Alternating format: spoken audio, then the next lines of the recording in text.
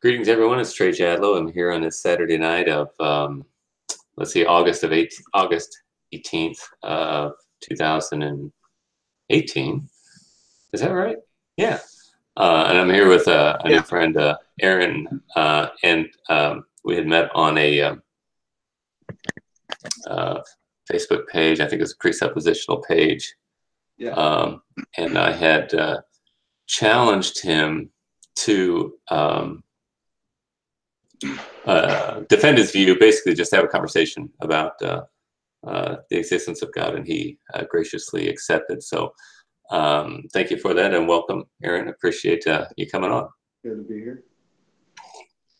Can you tell me a little bit about yourself? You said you're a Texan, no, but you have some kids.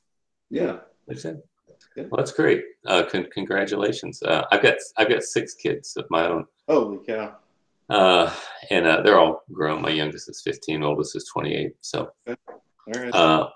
But anyway, my oldest is 17. So. Oh, okay, cool. You know, probably just you're at the other end of my my line there. Well, I've also got a soon-to-be 3-year-old and then a 1-year-old, so spread out. Oh, that's great. Well, congratulations. That's wonderful. Okay, so would you mind telling me a little bit about where you're coming from? Do you have any religious background, or where you're at, if you're a hard atheist or kind of soft agnostic, or just tell me a little bit about yourself on that respect? Yeah. So I grew up in a Baptist family. Mm-hmm. Pretty much went to church my whole life. Whole family all is still Christians, Baptist, basically. Okay. You know, I was in a big part of the youth group growing up. I even played in the church band for years. Mm-hmm. Went on mission trips, etc., all that good stuff. Uh-huh.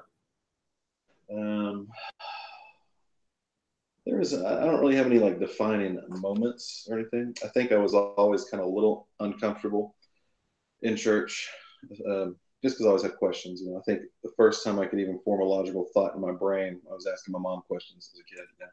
Uh-huh. That didn't seem to make much sense to me.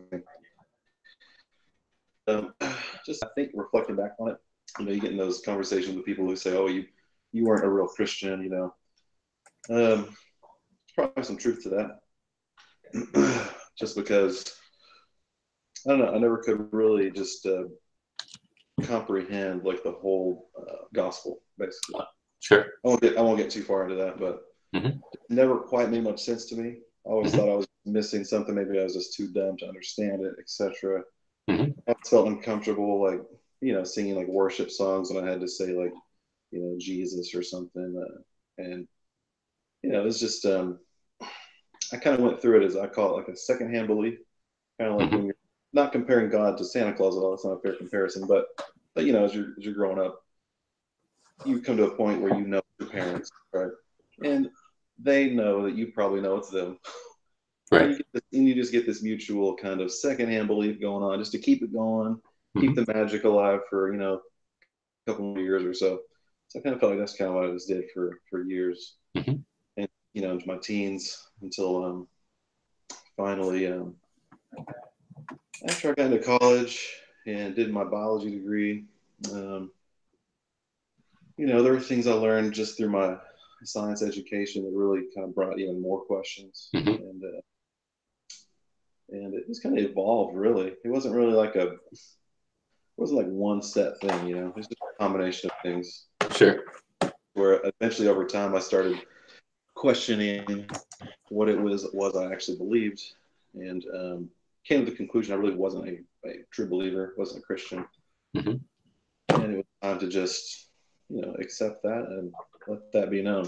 I'm not saying I'm like a hardcore atheist. I'm not wed to naturalism or anything like that. You know, I'm still open. Okay. Still open to ideas. Okay. And you like to challenge presuppositionalism. Yeah, that's kind of a fun little hobby. I want to say that. Well, I do too, actually. I don't know if you noticed, but I'm not a presuppositionalist, and I'm actually quite opposed to it. So I don't think it's a healthy way. With presup arguments or something. No, no. I'm not a presupposition. I just, okay. I'm a classicist, so I'm not. I'm somebody else added me to that page, and I don't know. I imagine someday I'll probably get kicked off, but no, I'm not. I don't know why I haven't been kicked off yet. The whole reason I went to that page is because I had my first encounter with presuppositionalism watching Sci 10. Okay. Uh-huh. And his brand of it, you know. Sure. Yeah. That was just ridiculous. So I started trying to look into it more and hear other people's ideas. Uh-huh. Yeah, Now, so how long would you say you've been in the skeptical camp? Quite a while? Yeah, probably since I was still calling myself a Christian, labeling myself a Christian, like back in, let's say 2009, 10 probably. I think probably by 2011, I probably finally kind of came out as a non-believer. I was more agnostic kind of at first. Uh-huh. And then I kind of developed a position of, I think there probably isn't a God of any sort. Okay, great. Do you mind if I share a little bit of my testimony? Because I saw some vestiges of my same situation in what you said. You know, the Christian message didn't really quite click with you. It didn't with me either until I was 20. And I used to walk the aisle whenever I could and do what I was supposed to do. I mean, there was no change in my life. And I didn't really understand what it meant to be a Christian until I was 20 years old. And the factor that really was the fulcrum for me, I was raised, my mom's a Christian, my mom's a charismatic Christian. Probably Baptist. She's Presbyterian, but she's, I don't know, more Baptistic. I mean, I don't know. Anyway, I ended up going when I was 22, a missionary training school, and I wasn't even a believer, called Youth with a Mission. I don't know if you've heard of it, but it's a youth charismatic missions organization. And I heard the gospel there, and I understood that it's not just that you say the prayer, and I never really understood what accepting Jesus into your heart really meant. I didn't understand. But what I came to understand is that salvation is something that you come and you're giving your life to Christ. In other words, you're saying, I'm not in charge of my life anymore. You are the Lord of my life, and I receive you as who you are, as the Lord of your life. And I was born again, and everything changed in my life. And that was 31 years ago or something like that. Anyway, I just wanted to share that real quick to say that I don't know, for some reason, it just wouldn't click with me. And I used to go, like I said, walk the aisle when I would say the prayer, and never saw any change in my life because I didn't really understand what it was to be a disciple of Christ. And then finally, when I understood that, there was I turned my life over to Him, and everything changed for me, and I was born again. It was a new creature. All right. So anyway, and then there's something else I want to touch on.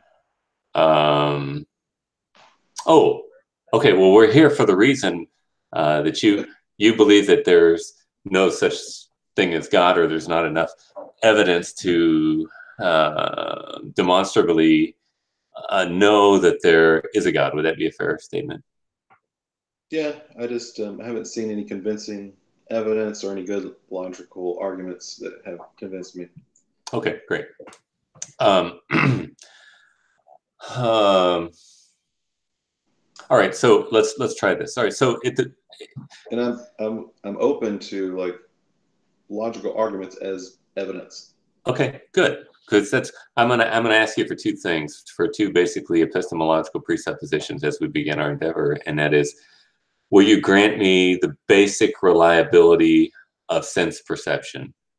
In other words, I'm not saying that we don't have problems with empiricism, but can you give me enough reliability to know at least that I, the inquirer, or you, the inquirer, exist?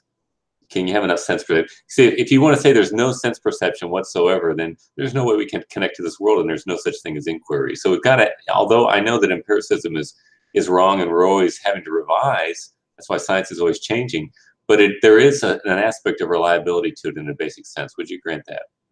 Sure. Okay. And I've never had anybody give me trouble with either one of these things that I want. And my second one is going to be, will you grant the laws of logic, most importantly, the law of non-contradiction, in other words, so that we can take that information that we gain with our senses and that we can categorize it and make logical deduction from that. Yeah, but granted as what? Do you mean as like some as a tool for learning about the world? Because if you don't have sense perception, we can't relate to the world. If you don't have logic, we can't filter that information. We can't categorize it. It doesn't make any sense. Yeah, I can grant that as a tool. Yeah, okay. Sure. And like I said, nobody's ever given me, nobody that knows what they're talking about. Sometimes we get some people that they think I'm pulling a trick or something. I'm not going to lie and say I know what I'm talking about here all the time, but so. Sure. Well, I appreciate that. I'm very gracious with people who are humble, and I'm really hard on atheists that are smart alecks. And people who are open and honest with me, and if you don't understand something, please tell me, and I'm very happy to explain it. Sure. But all right. So since I know I have at least the sense perception that I, as the inquirer, exist. Okay. And the first thing that I realize is that I myself am dependent in my existence. In other words, I was born, and I've got to eat, and I've got to have air in order to exist. Okay. Yeah. And so, I'm a dependent being. And so if something exists, there are only four possibilities. It is either an illusion, it is self-created, or it is self-existent, or it is created by something that is self-existent. Okay, those are the only four categories. I've never seen anybody that can come up with any other of the four categories. And by the way, what I'm giving you now is I've learned almost everything I know on this from a guy named R.C. Sproul. You ever heard of him? Yeah. Okay. I'm a big fan of him. I'm Baptistic. I'm a Reformed Baptist, but R.C. Sproul has had more influence on me than anybody by far. All right, so the first category that I gave you, or first choice I gave you, was that is an illusion. If something exists now, it is an illusion. Mm-hmm. Now we know that it's not an illusion because if everything is an illusion, then I myself am an illusion, and there's no inquiry whatsoever. You've got to have at least I know that I exist, and if I say that I'm an illusion, then there's nobody to make the inquiry, and so we know that the first option will not work. Would you grant that? Yeah. So it sounds like you're saying something like perhaps even if I was in the Matrix, or say like a brain in a vat, a cliche brain in a vat or something, I could be under that delusion. I may not know that that's the case, but at least I know there's something going on. Right. There's a brain in a vat. Yeah. And that's really, I don't care if the entire universe is all an illusion. That's not what it doesn't matter. If there's one thing that I can know, and it's the brain in a vat. Because if you want to deny that, you want to say, well, then there's no inquiry because who's asking the question? And it's basically a Descartes, I don't know if you ever heard of cogito ergo sum. I think, therefore I am. Yeah. If I'm going to doubt if I'm going to doubt myself as an existent doubter, then there's no doubt.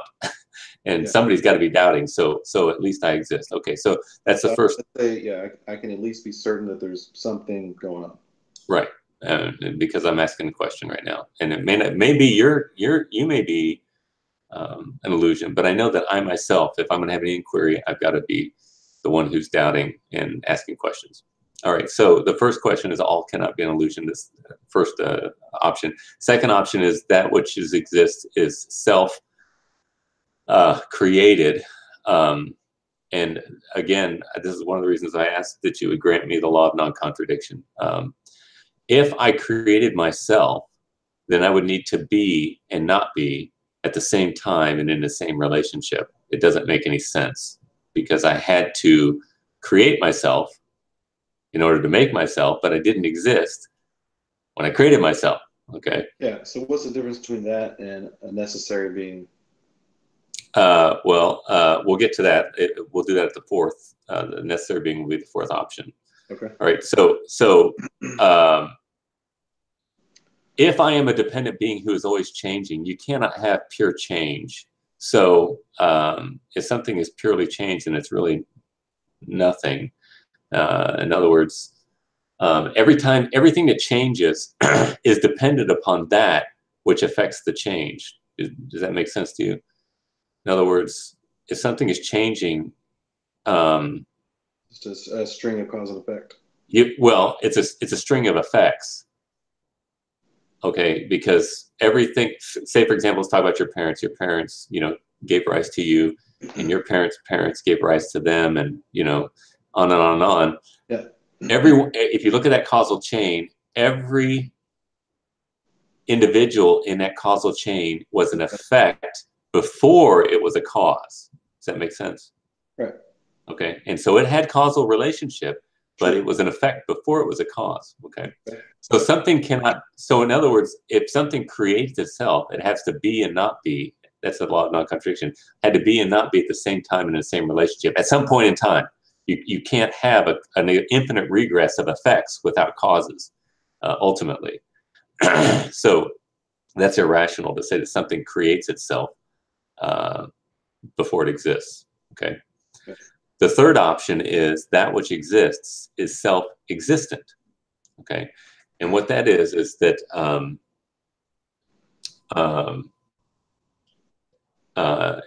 if something is self-existent, that means that it is not dependent upon anything else in order to be.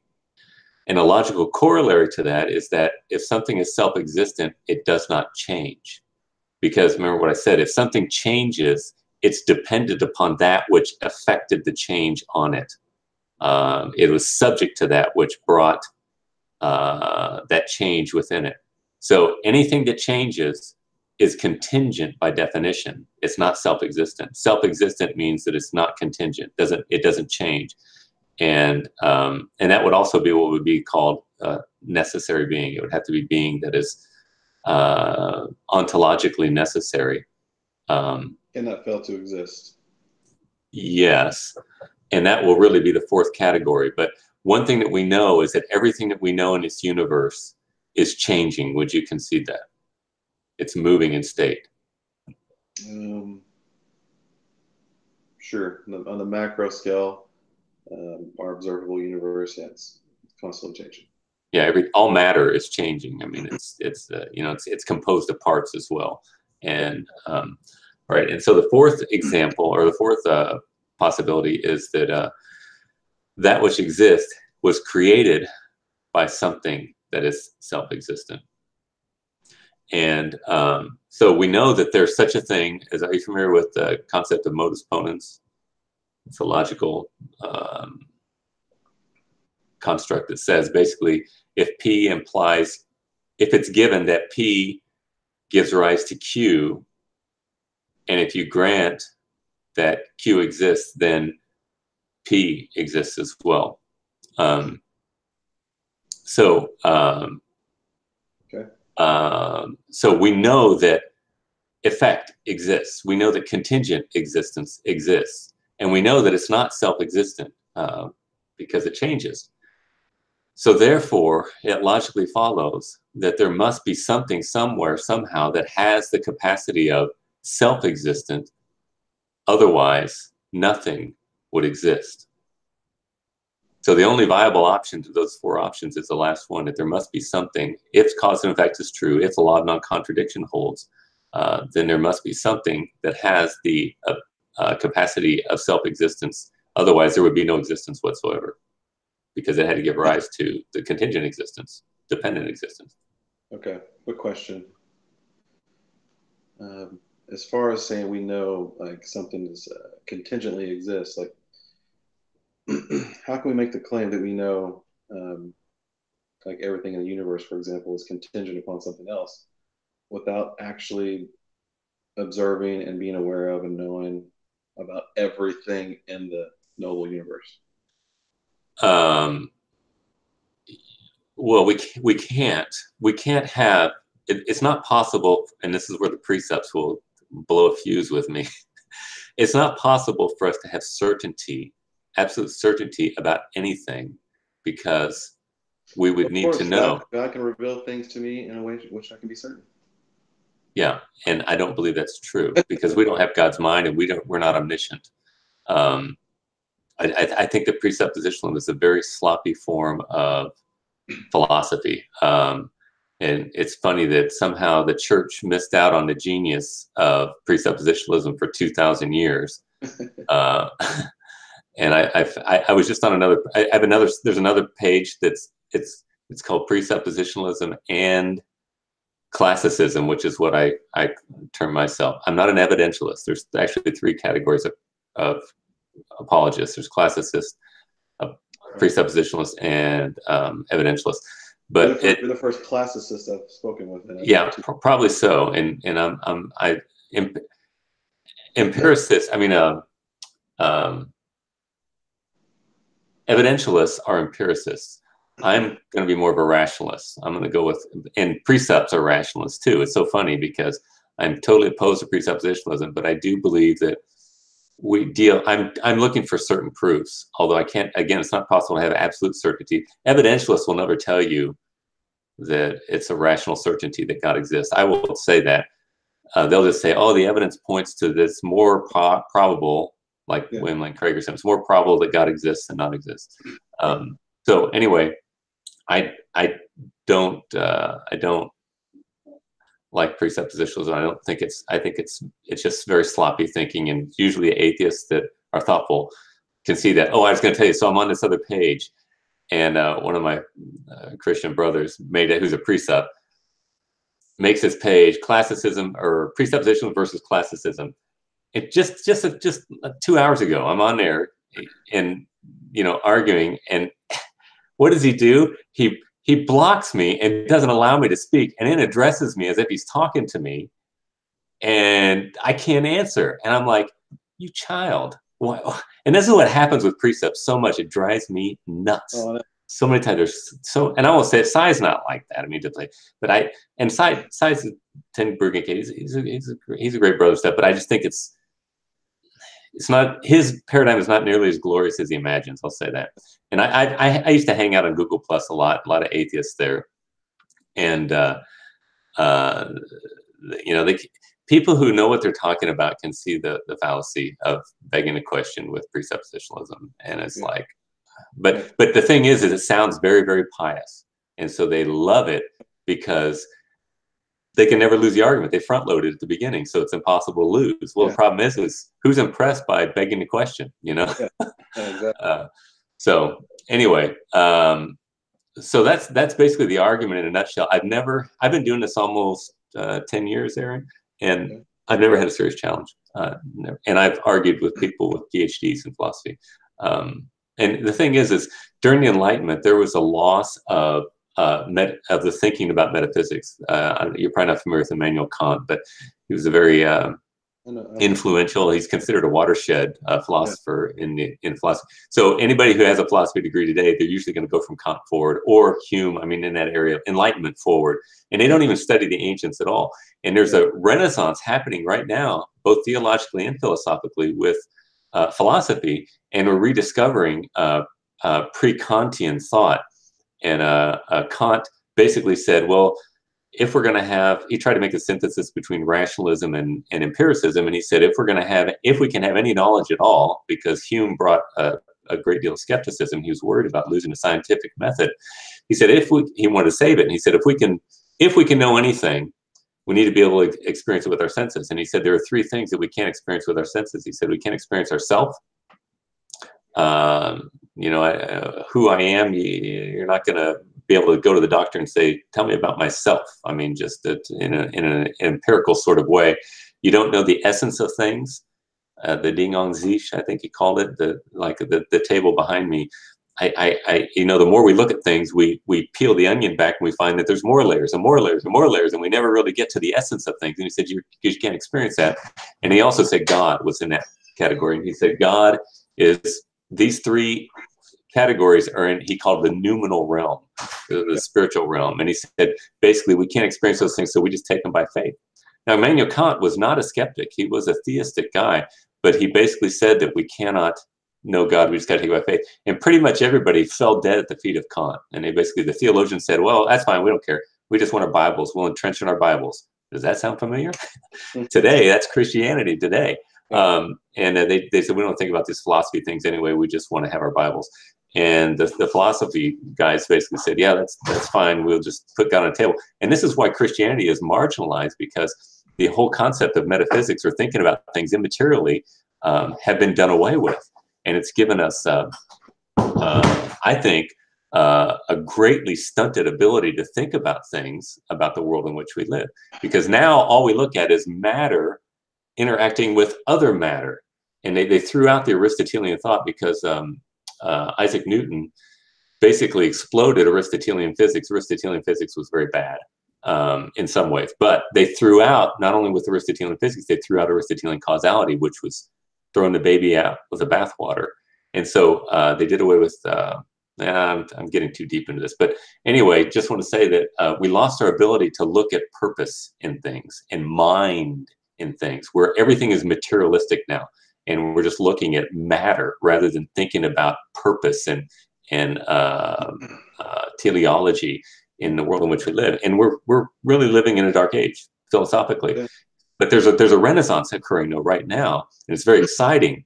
And I think it's exciting for the church, and it's exciting for the new atheists. Don't know squat about philosophy, but that's changing. I mean, they're being rebuked. And Dawkins. A lot of guys are coming around with that. I'm sorry. Dawkins, for example. Yes. Yeah. Dawkins and Aaron Ra has been very heavily criticized. Even Bill Nye, I mean, and I know he's nothing big, but all those guys are really being rebuked. Hitchens was the most gifted at rhetoric, and he was a master rhetorician. And in fact, I could learn from watching him. He was really, really, I would have been happy to take him on. He was so stupid when it came to religious issues. A very intelligent man. But I always marveled at his rhetorical skills, because he could win a debate. I could see it. He would go with atheists or Christians like that. And I could see the fear in his opponent's eyes. He'd win on emotion. Yes, he did. But he was a genius with it. And he was very confident in what he did. And he could win an argument just by the sheer power of his charisma. And I don't say it as a criticism. I say that as just as a compliment, really, to him.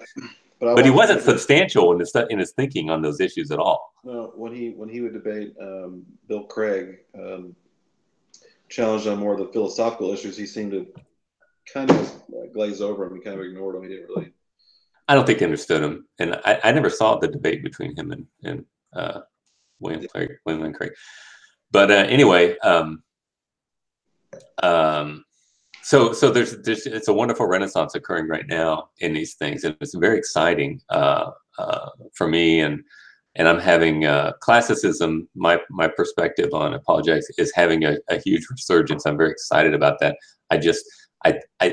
Usually evidentialists like William Lane Craig. William Lane Craig is the one of the worst theologians you will ever see. He's horrible, really bad. I think he's got some good points, even though I don't agree with him. No, he's got some good arguments for the existence of God, but his theology proper is horrid. I personally don't think he's a Christian. He's that bad. So you've got the evidentialists usually have terrible theology, and you've got the presuppositionalists that generally they have really good theology, but their epistemology is just atrocious.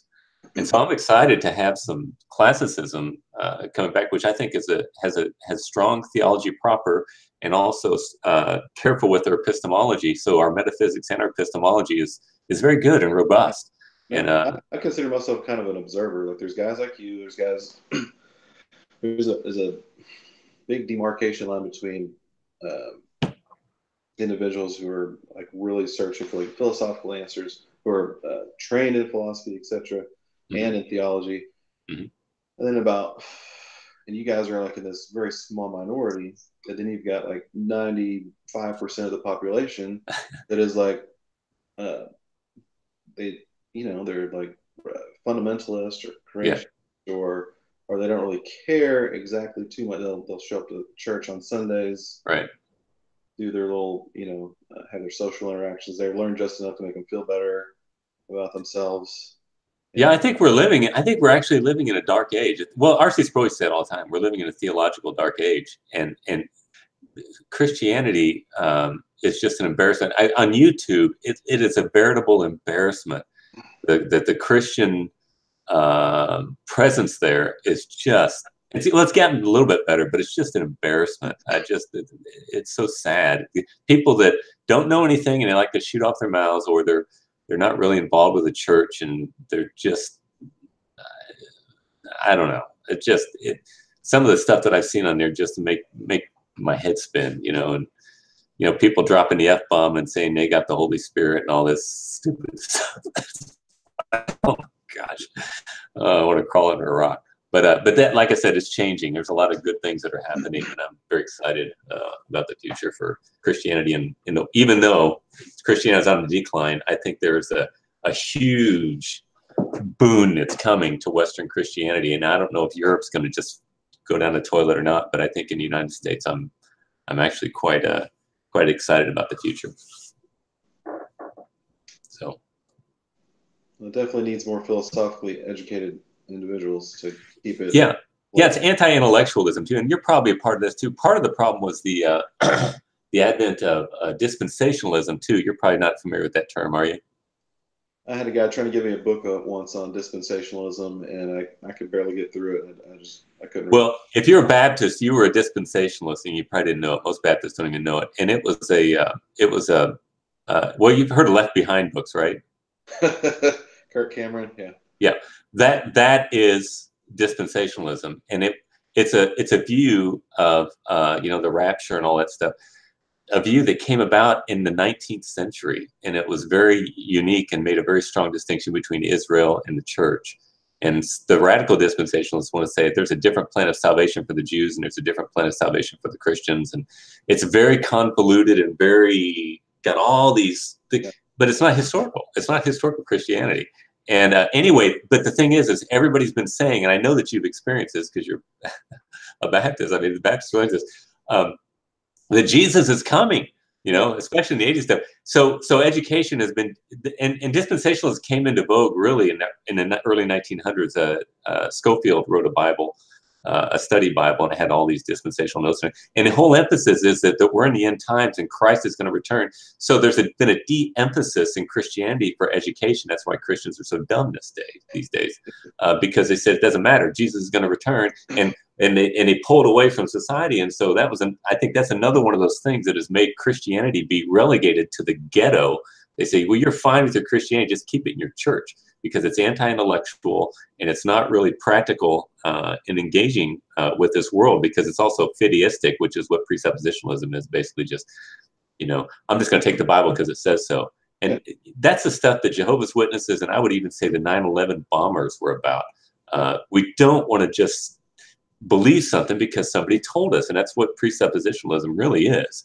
We, 1 Thessalonians 5, it says, test all things, hold fast to that which is true. We need to doubt everything and test it to see if it really is true. But we live in an age that just wants to just say, it's so easy and comfortable to say, oh, just believe the word of God.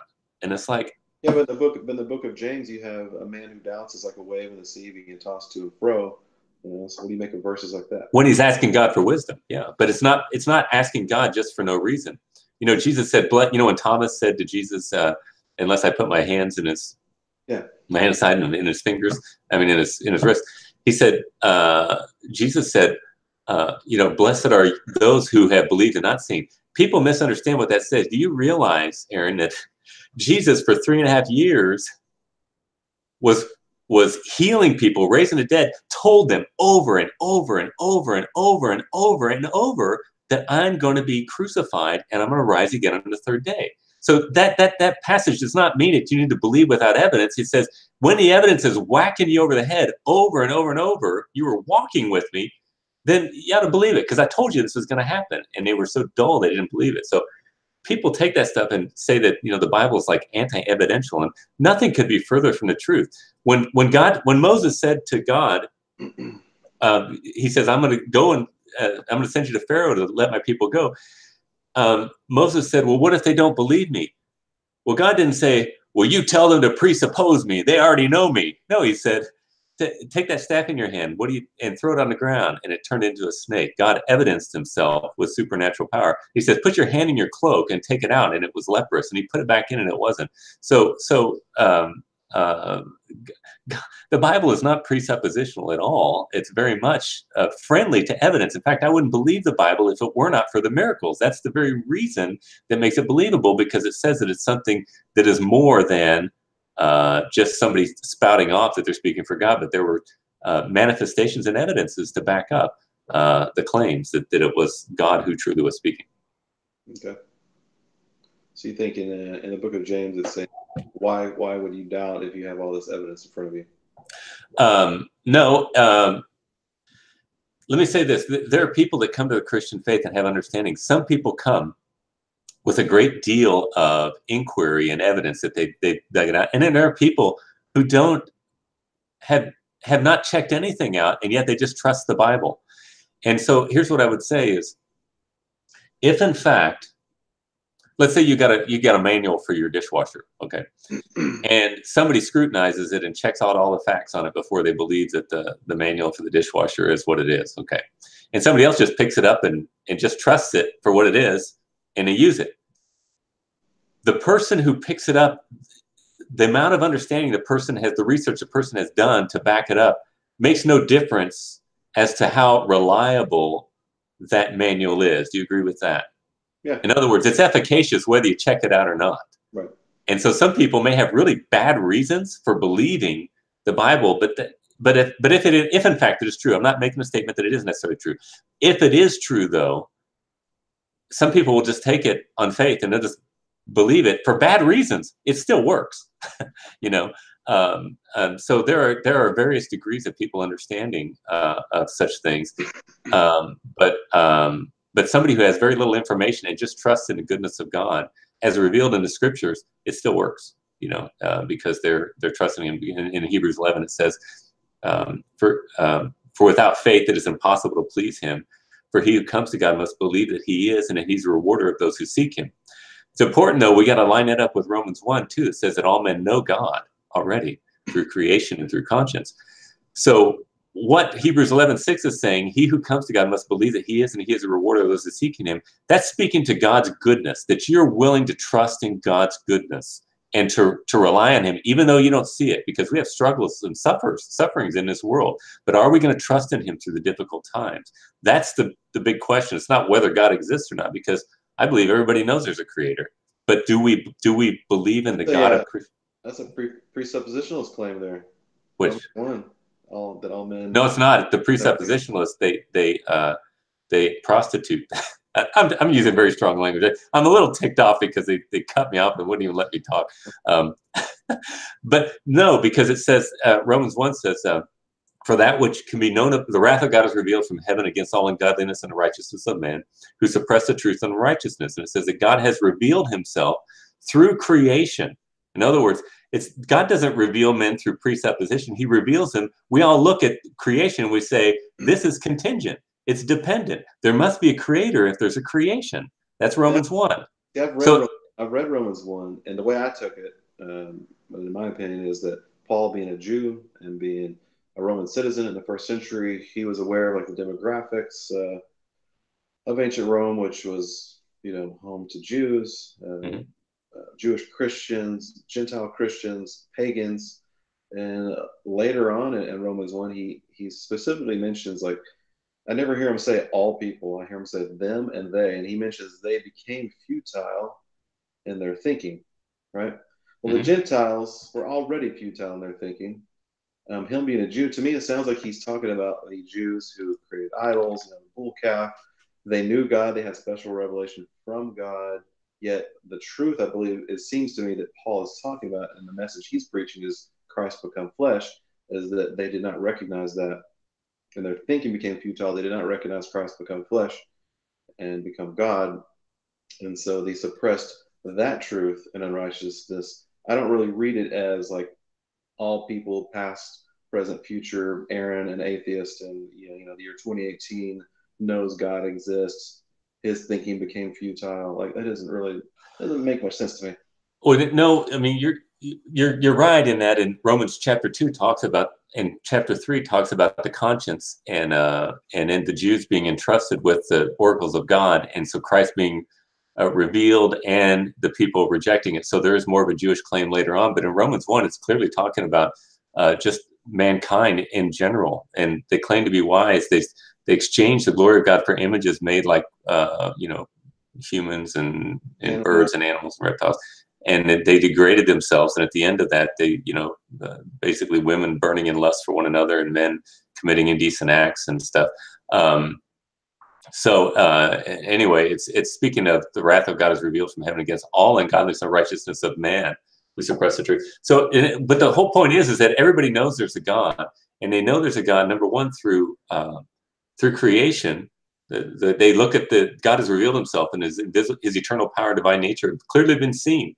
We know that we're not self-existent.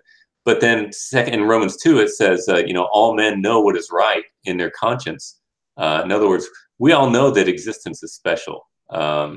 We know that it's wrong to kill, just instinctively. That's what I think. I agree with all men know. Well, not all men. You got sociopaths, you got psychopaths. Yeah, but we say that they're sick. That's why you call them sociopaths. Yeah, they're not normal. Yeah, they're broken. And or you would say they're broken, and I would say that they're just. You would say they're broken. That's why you call them sociopaths. Yeah, I would call it, I guess, a disorder. Well, would you punish somebody who was an ex-murderer? Yes. Well, okay. They would definitely need to be kept away from other people. And it's a good thing for society to make a statement that this is a bad thing to do when somebody does ex-murder. Yeah. Because you don't want other people kind of thinking, oh, this would be cool, There is a genetic component, but there's also a learned component to it as well. Yeah, my view is that all of these terms we use, right and wrong, are moral judgments and intuitions. My view is those things are on the most basic level instinctual. Right, and so we're determined in that, right? We're determined toward the sanctity of existence. Would you agree with that? I'm not quite sure what you mean by that. We're determined to value existence.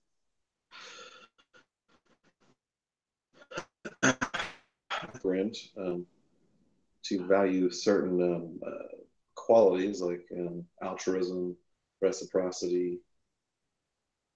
And those are moral qualities, right? We call them moral qualities. Yeah, that's the language we use to okay. categorize it. And are those qualities toward the end of extending life? I think their sole purpose is contingent upon just reproductive success of a population. Yeah, but evolution doesn't have a value, right? No. Okay. So how do you have a system that, in Aristotelian terms, is called an efficient cause? Something that does something toward a certain goal, toward an end. We know that there is such a thing as goal in this world in which we have, because you just goal to have this hangout, right? Yeah. Okay. Now, how could you be determined to goal things unintentionally? Because goals are something that is a function of personhood and intentionality. Yeah, well, when we're speaking in evolutionary terms, like evolution is not goal. It's not a goal-driven process. Right. So how does it account for goals? I think it's just an illusion. Like we might perceive it as a goal, but it's really not a goal. Okay. So do you mind if I ask you to go and walk out in front of a speeding truck? Yeah, sure. Is your dying an illusion, or is it real? It's real. Okay. So it's not an illusion. Right.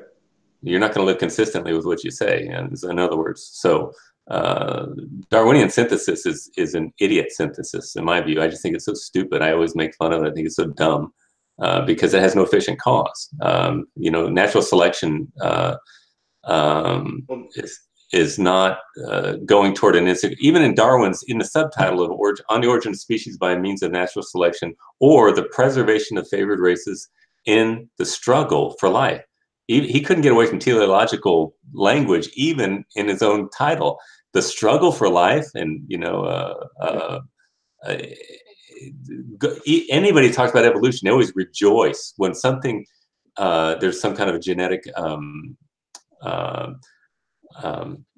characteristic that causes existence to last. Well, why? If it doesn't matter. If there's no struggle for life, it's just, it makes no sense at all. It's such a wonderfully 19th century perspective. Like I said there's a lot Darwin didn't know. I mean, we're 160 years since Darwin. Okay, well, tell me one of the geniuses that are Darwinian evolutionists today that can give me an answer to that.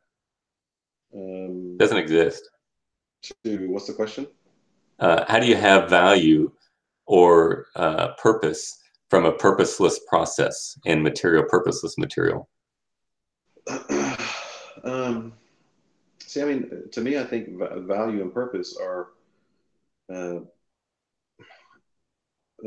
those are properties created by sentient beings with the neural complexity that we have. Right, and that's the answer. When you were talking about a while ago about me going out into the not wanting to get run over, like I have an instinct for self-preservation. Right. I don't think there was it's goal driven that way. I think that was selected for, but I don't think there was like some goal in mind for self-preservation. Okay, but you agree to the goal of your self-preservation, right? Me as a conscious thinking creature, yeah, I have goals. Okay, and those goals were intended by unintentionality, right? I think those like it's just a byproduct of my mind, of our mind. Okay. Well, this is the only question I ever get. I mean, the only answer I ever get from my evolutionist friends is they just give me a just so story. They just say, well, that's just the way it is. Yeah. But it's not, you're not really reasoning it though. You're not telling me how unintentionality can intend intentionality into existence, because you're violating the law of identity there. You're saying unintentionality is intentional. I guess I'm confused then on what you're asking exactly.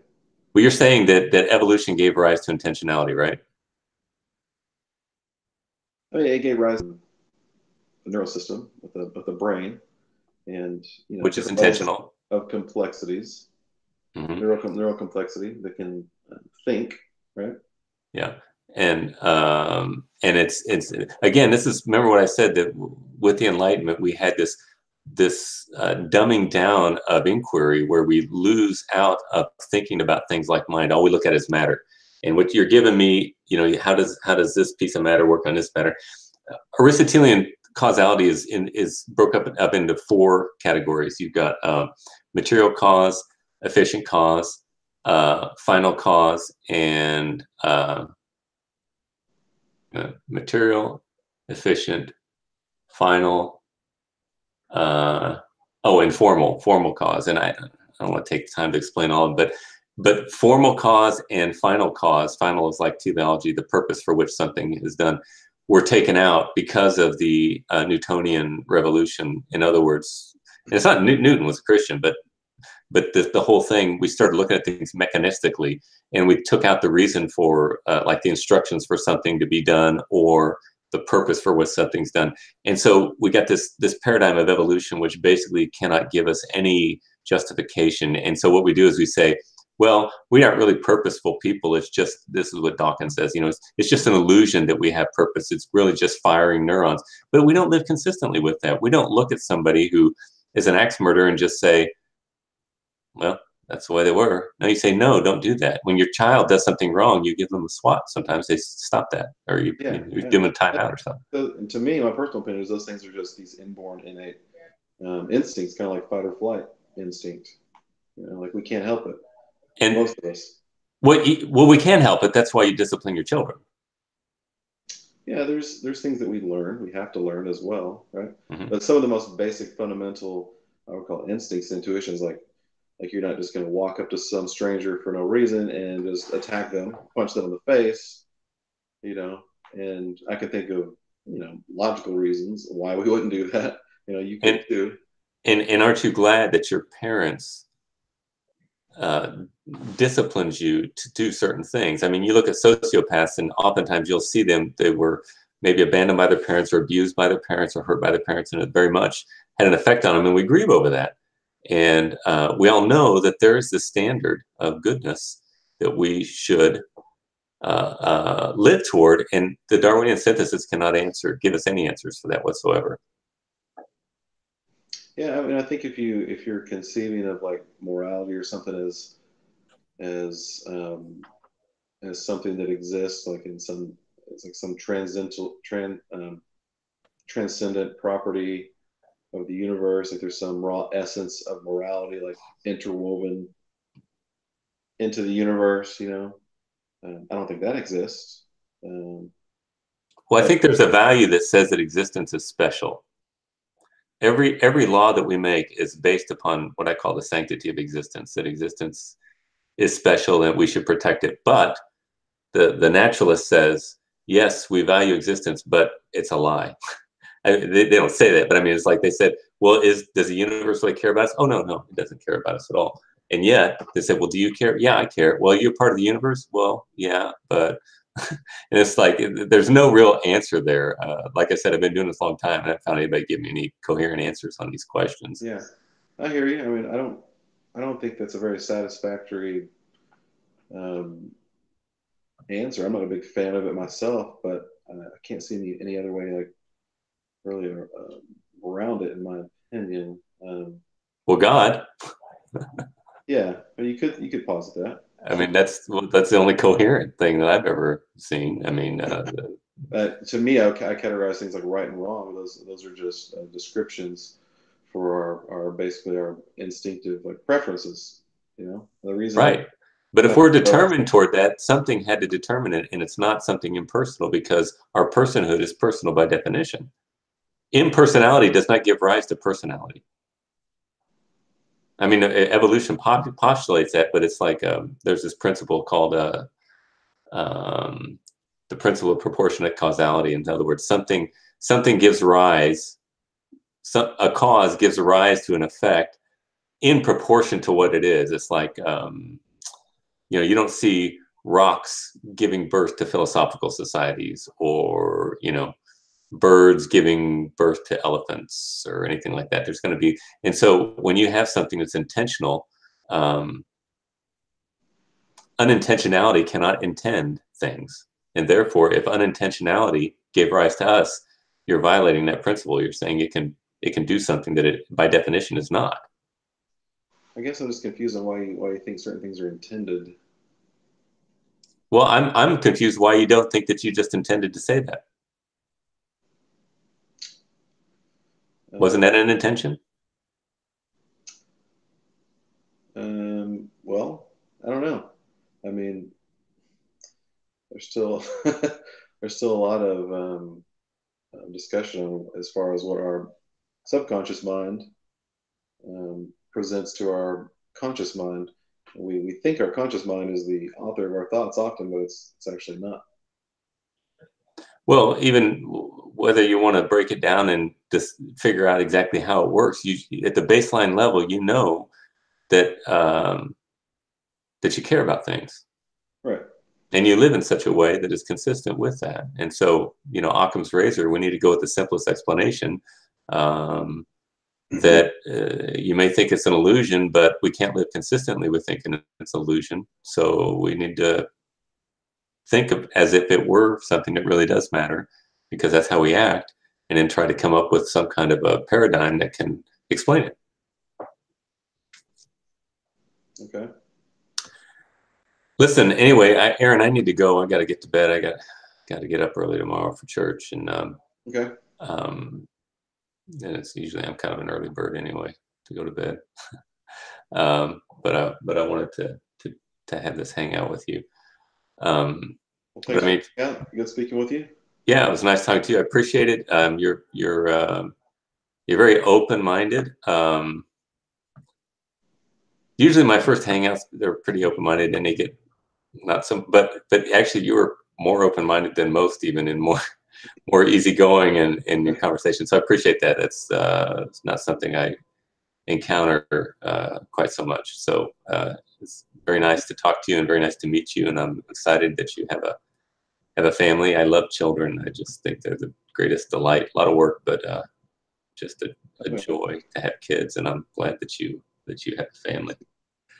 But anyway, we can talk. I wasn't really sure what all we were going to be talking about tonight, so yeah, it's good speaking with you too. I don't know. I'd be glad to talk again on something more, I guess, solid. You know, something more, a little more substantial as far as where I could,